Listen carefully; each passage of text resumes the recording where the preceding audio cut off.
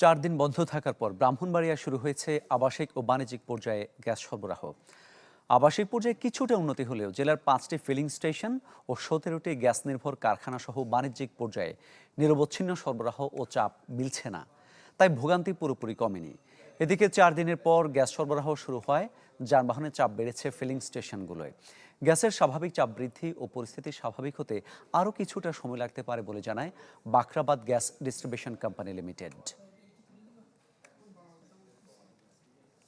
এই মাত্র 4 দিন পরে আজকে গ্যাস সীমিত গ্যাস পাইছি, কোনো মতে বাড়িতে যাওয়ার গ্যাস পাইছি। প্রেশার থাকে 200, প্রেশার পাইছি 100, কোনো মতে চলতে পারবার। কিন্তু ঢাকা যাওয়ার পথে যাইতেছে 100 প্রেশার নিয়ে, ঢাকা ঢোকার আগে গ্যাস শেষ হয়ে যাবো। সারা লাইট তো ঘুমা করলাম, সেটা অন পর্যন্ত গ্যাস দেয় না। তো যতটুকু প্রেশার পাওয়ার কথা আমরা ওইভাবে প্রেশার পাচ্ছি না।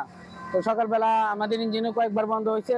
তো আমাদের যেখানে দরকার 15 PSI, আমরা সেখানে 1-2 PSI পাচ্ছি।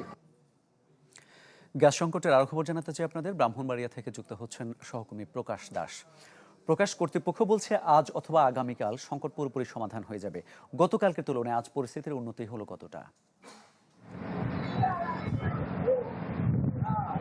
জি মামুন, মূলত মহেশখালীর যে গ্যাস টার্মিনাল থেকে গ্যাস সরবরাহ শুরু হওয়ার পর থেকে গতকাল সন্ধ্যায় কিন্তু বাখরাবাদ গ্যাস ডিস্ট্রিবিউশনের পক্ষ থেকে ব্রাহ্মণবাড়িয়ার আবাসিক এবং যে বাণিজ্যিক পর্যায়ে গ্যাস সরবরাহ শুরু করা হয়।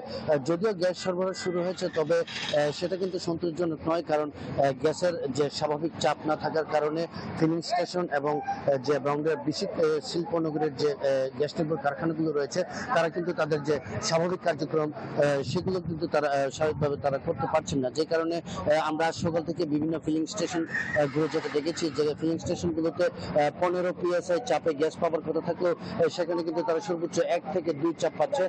আর যারা সিএনজি নিয়ে আসছেন তারা কিন্তু সর্বোচ্চ 100 থেকে 120 টাকার গ্যাস পাচ্ছেন, তার বেশি কিন্তু তারা গ্যাস পাচ্ছেন না।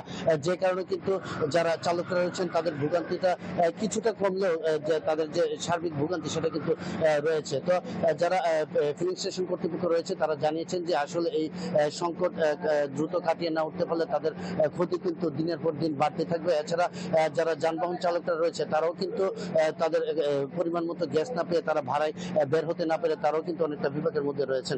তো বাখরাবাদ গ্যাস ডিস্ট্রিবিউশনের যিনি উপমহাব্যবস্থাপক শফিকুল হক জানিয়েছেন যে তারা কিন্তু পরিস্থিতি উন্নতির জন্য কাজ করে যাচ্ছেন।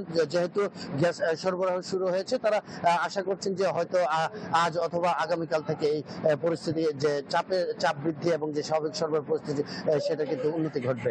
তো মামুন, বলা যেতে পারে এই চলমান গ্যাস সংকটকে ঘিরে ব্রাহ্মণবাড়িয়া গত 4 দিনে কিন্তু আবাসিক বাণিজ্যিক খাতে সর্বত্র কিন্তু এক ধরনের চরম ভোগান্তি ছিল, এবং তারা কিন্তু চাইছেন যে গ্যাসের সরবরাহ স্বাভাবিক হলে তারা যেন এই দুর্ভোগ থেকে মুক্তি পায়। মামুন, ধন্যবাদ আপনাকে। ব্রাহ্মণবাড়িয়া থেকে জানাচ্ছিলেন সহকর্মী প্রকাশ দাস।